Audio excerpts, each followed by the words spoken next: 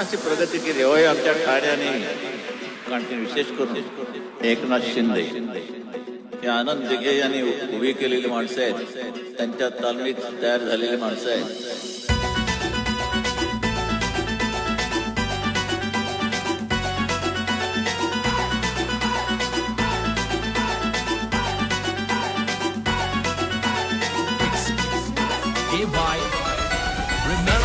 राब राब